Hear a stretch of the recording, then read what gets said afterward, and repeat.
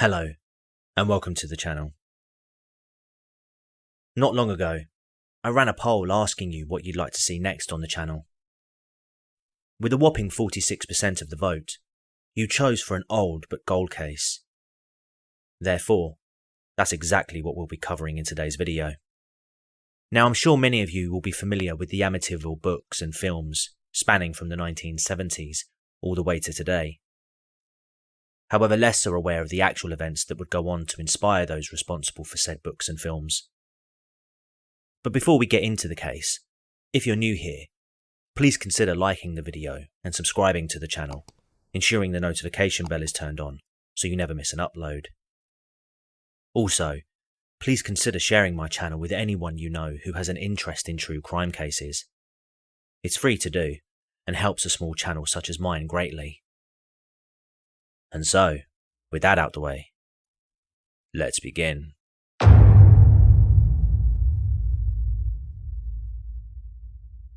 Naturally, our story has to take place in the location where it would all begin, 112 Ocean Avenue, in the Long Island town of Amityville, New York.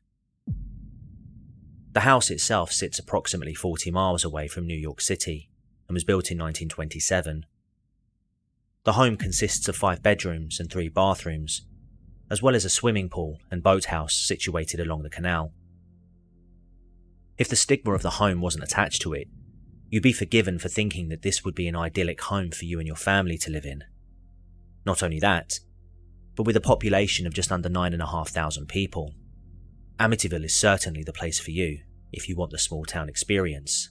And with a median property value of $409,600 in 2019, 1.7 times the US national average, it's definitely attractive to the more affluent of individuals. In 1974, 112 Ocean Avenue was home to the DeFeo family. The patriarch of the home was a man named Ronald DeFeo Sr., 43. Ronald was married to Louise DeFeo, also 43. Together, the pair had 5 children, 2 daughters Allison, 13, and Dawn, 18, as well as 3 sons, John, 7, Mark, 12, and their oldest child, Ronald Butch DeFeo Jr., 23. Ronald, who ran his own Buick dealership, was a strict authoritarian within the family home and was regularly abusive towards his family, with much of his anger directed towards his wife and their eldest son Butch, Ronald Jr.'s nickname. To say that Butch had it rough would be an understatement. Not only did he receive harsh discipline from his own father, but as a child he was overweight and as such was tormented by other kids at his school who would call him cruel names such as the Blob, Bucky Beaver, and Pork Chop. Ronald would tell his son that he needed to step up to his bullies, but he wouldn't share this same viewpoint when it came to Butch standing up to him. However, as a teenager, Butch would begin to drop the weight thanks to the help of amphetamines, and as time went on, the fights he would have with his father often became physical. Over time, Ronald and Louise's son grew out of control. Louise decided it would be best for Butch to see a psychiatrist, but this was rebuffed by Ronald, who believed this wouldn't work. Instead, they chose to spoil Butch, showering him with gifts in the hope it would placate his anger. To absolutely no one's surprise, this failed spectacularly. By the time Butch was 17, he'd been kicked out of his parochial school due to his abuse of heroin, speed, and LSD. In addition to this, he would regularly steal and exhibit violent behaviour. In an attempt to curb this, Ronald recruited the now 18-year-old Butch to his Buick dealership. However, Butch would often turn up late and leave early. Despite this, he was always paid in full each week and was yet another example of his parents spoiling him. Over time, the fights between Butch and his father became so violent that on one occasion, Butch had actually tried to kill Ronald, holding a gun to his father's head and pulling the trigger. However, the gun failed to discharge. Butch simply walked away from the situation nonchalantly. Amazingly, 2 weeks before the murders took place, Butch collaborated with an accomplice to steal around $20,000 from his father. The plan was to stage a robbery while he deposited funds on behalf of another dealership staff member. When authorities investigated, Butch refused to cooperate, prompting Ronald to question his own son. On the Friday before the murders, Ronald and Butch got into another heated argument, with Ronald telling Butch, "You've got the devil on your back." Butch responded simply by saying, "You fat prick, I'll kill you."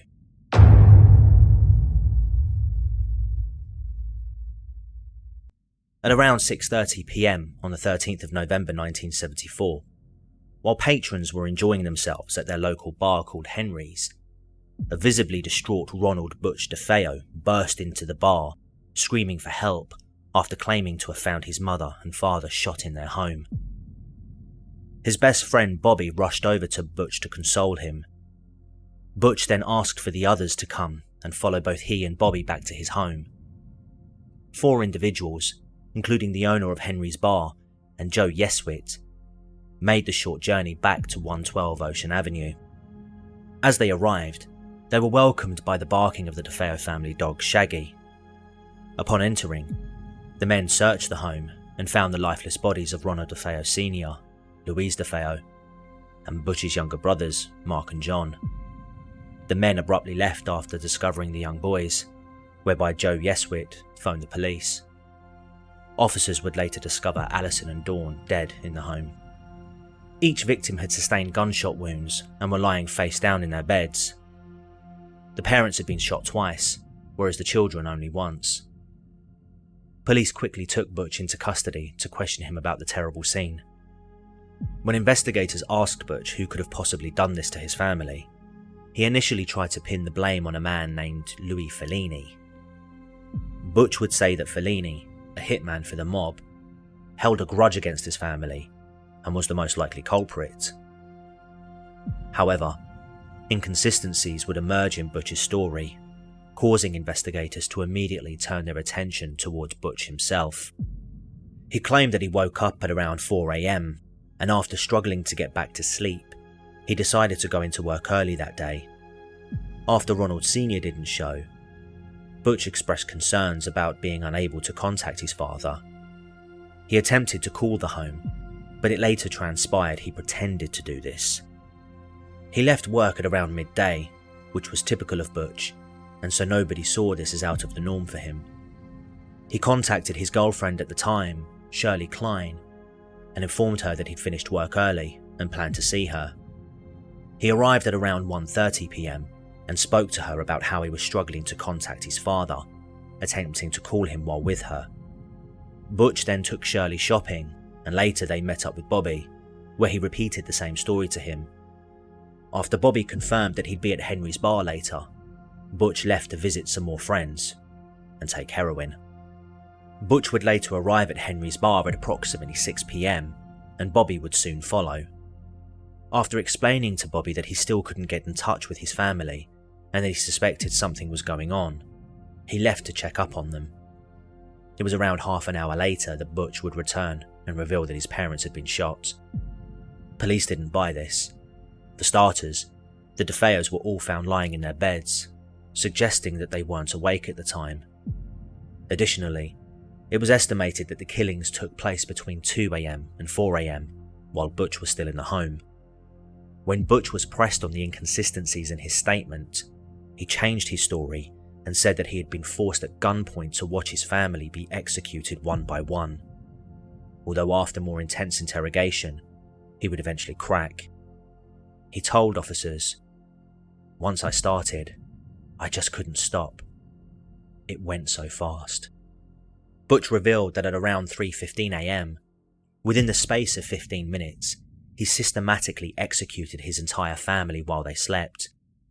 He claimed to have drugged them prior, but toxicology reports showed no signs of this. He also confirmed that after killing his family, he showered and discarded of the evidence, including a .35 caliber Marlin rifle and the spent cartridges in a storm drain, as he went off to work. Surprisingly, the neighbours who were interviewed stated that on the night of the murders, they heard no gunshots ringing out from the Ocean Avenue home. They did, however, hear Shaggy barking at around that time. tests on the marlin revealed no signs that a suppressor of any kind had been used. Regardless, the evidence was clear, and on the 14th of November 1974, just a day after he annihilated his entire family, Ronald Butch DeFeo Jr. was arrested on 6 counts of first-degree murder. His trial began the following year on the 14th of October 1975, and his defense lawyer, William Weber, looked to build an insanity case. He claimed that prior to the killings, his client heard voices in his head, and it was these voices that urged Butch to murder his family. Dr. Daniel Schwartz, a psychiatrist who was brought in by the defense, unsurprisingly supported William Weber's claims. However, the prosecution was able to bring in their own psychiatrist, Dr. Harold Zolan. Zolan conceded that while Butch did suffer with mental illness, thanks in part to the heroin and LSD abuse, he explained that Butch suffered with antisocial personality disorder. As a result, he would have been aware that his actions that night were wrong. On the 21st of November 1975, Ronald Butch DeFeo Jr. was found guilty on 6 counts of second-degree murder, and on the 4th of December that same year, he was sentenced to 25 years to life 6 times over. However, these sentences were set to run concurrently, meaning he'd be able to apply for parole in 1999, although all parole hearings ended in failure for Butch. Over the years, Butch's story would change multiple times, ranging from his sister Dawn being responsible for killing the children, and in turn him killing Dawn as a result, to unknown assailants. Nobody will ever know for sure, as Butch died in prison on the 12th of March 2021. To date, his cause of death has not been made public. With the tragic events that unfolded at 112 Ocean Avenue, the Amityville home stood empty, a stark reminder to the residents. However, the home wouldn't remain empty for long, as 13 months after the murders, the home would breathe life once more when the Lutz family purchased the home for $80,000, although their stay in the home would birth a legend that still breathes life to this very day.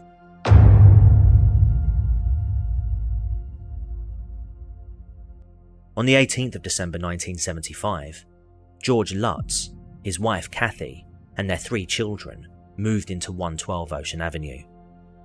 The family were aware of the murders that took place 13 months prior, and even purchased the furniture that was still inside the residence for $400. They would later say in a press conference after they had moved out that the DeFeo murders wasn't something that really bothered them.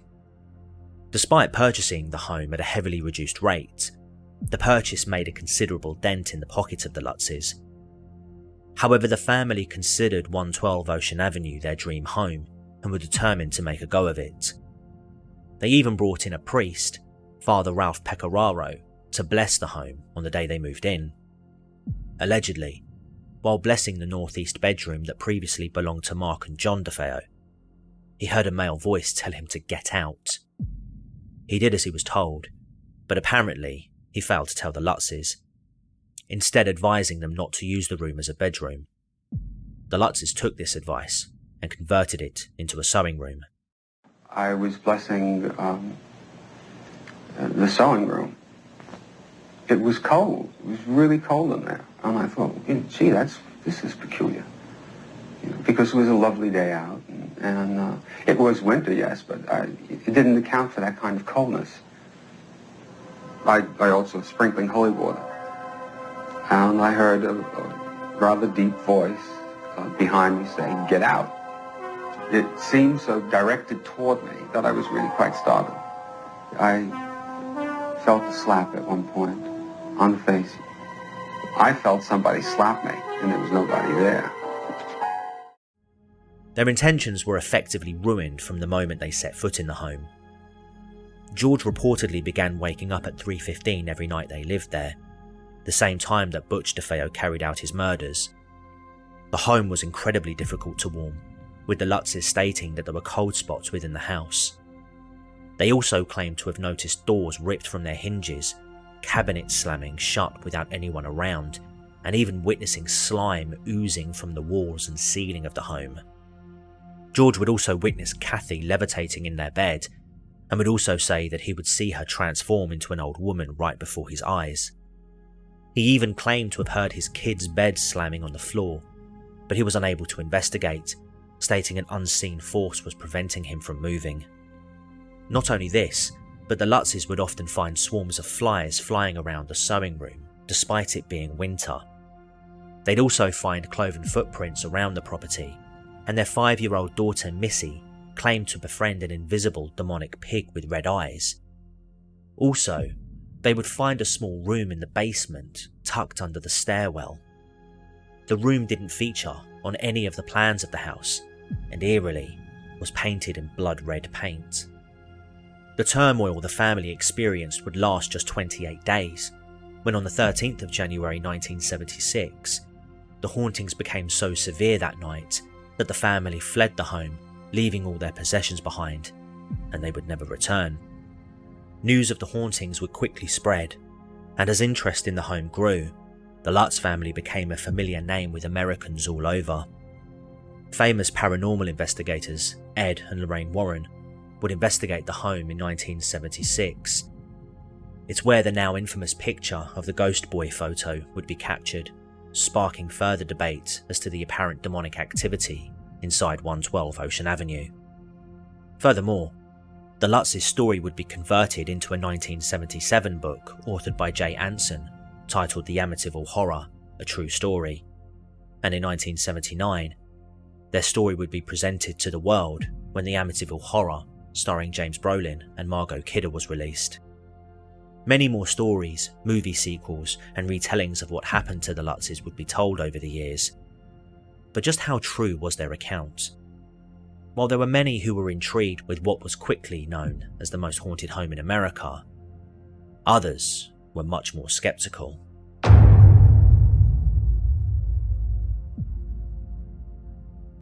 First, we need to look at the Lutzes.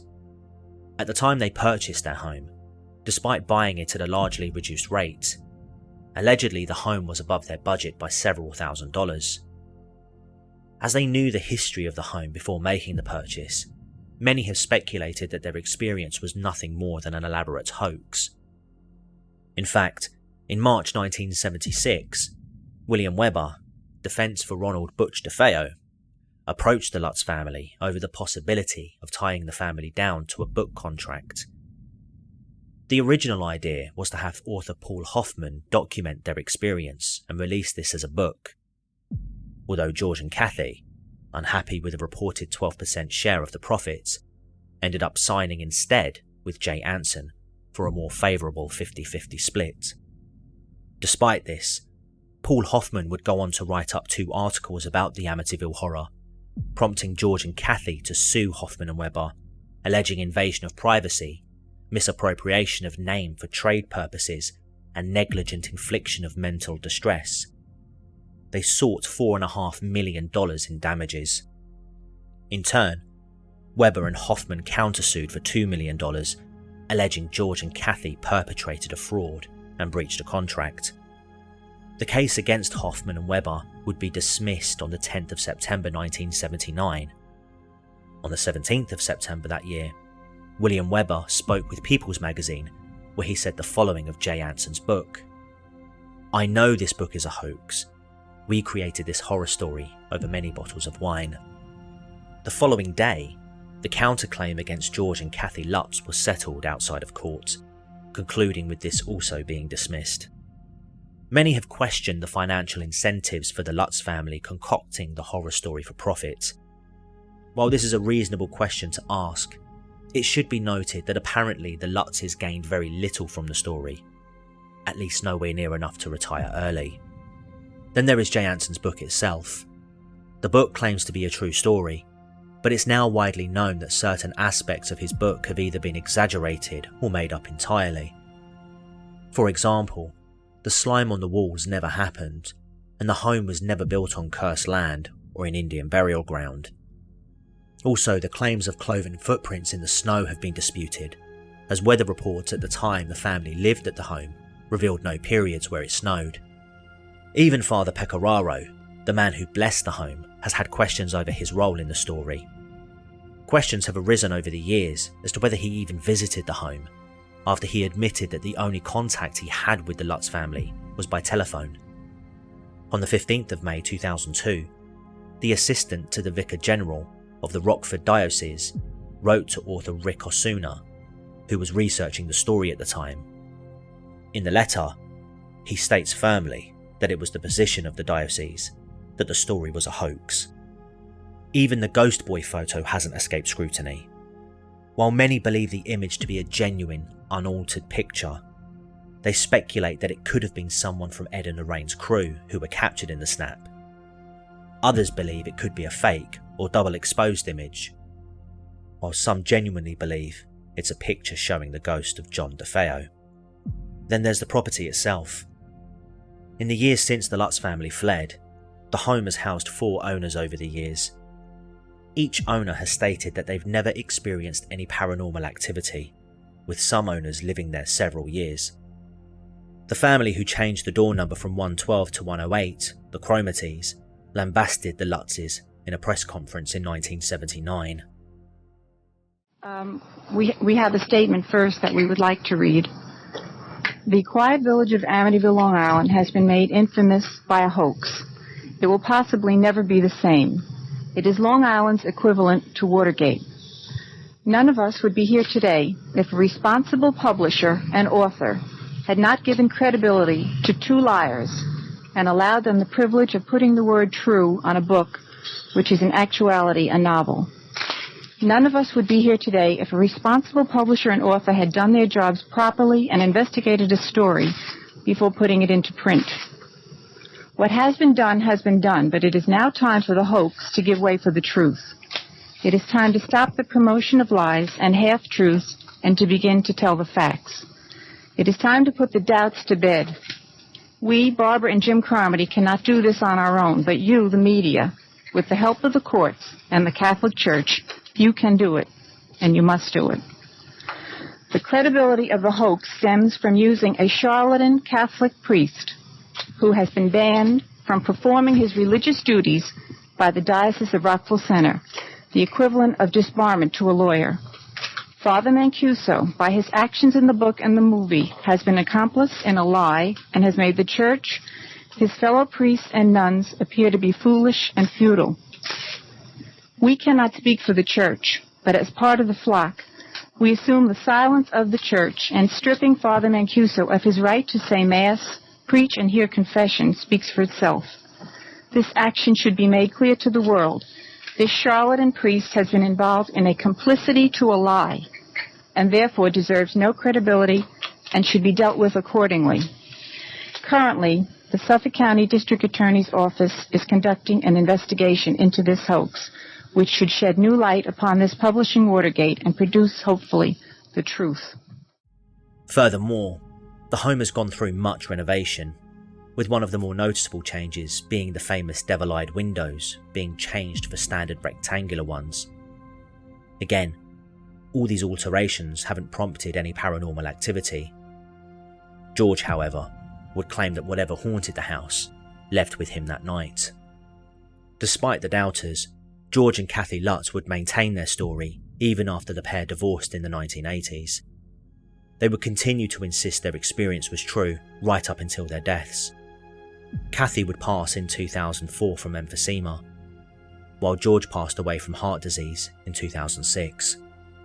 While their son Daniel would also confirm publicly that what happened in the home was real, George's stepson, Christopher Quarantino, who at the time was 7 and living at the home when the alleged haunting took place, took it a step further by telling Seattle Times that the book, movie, and the 2005 remake got the events wrong. Instead, he blamed George and his affinity with the occult that caused the hauntings, and he would go on to amplify the story for profit. It goes without saying that the utterly awful events that really took place at 112 Ocean Avenue were overshadowed in favour of a story that has undoubtedly grabbed the interest of millions of people worldwide. As to whether I think what happened to the Lutzes was real or not, I wouldn't go as far as to say outright that they lied, but I'd be more inclined to believe it could have been something like a mass psychosis event that convinced everyone in the home that something was going on. When you move into a murder home, are told it's a murder home, You've purchased the furniture the previous owners used before they were murdered, and are allegedly experiencing financial troubles, as well as going through the stress of moving home. I can't help but wonder whether if it wasn't a hoax, whether these factors had a role to play. Either way, it shouldn't be forgotten that 6 lives were tragically cut short in the home, and the DeFeo story alone raises many, many questions which remain unanswered. How did the family not wake to the gunshots? And if some of them did, as some have since claimed, why didn't they move? Was there more than one killer? Could it have been Dawn? Her boyfriend at the time, William Davidge, did say on a sworn affidavit that she was forbidden to move to Florida with him by her parents, and that she also abused drugs. Is it possible that these factors contributed? Who knows? If not, is that person still walking free? Unfortunately, Butch told so many different versions of the events that unfolded in the home, we'll never know for sure. Even more so now he's passed. But I'd really like to hear what you think. Leave a comment below and tell me your thoughts about the Amityville case. If you're new here and found the video informative, please consider liking the video and subscribing to the channel, as well as hitting the notification bell so you never miss an upload. As I said before, it's free to do, and helps a small channel like mine out greatly. Until next time, take care, and goodbye. For now.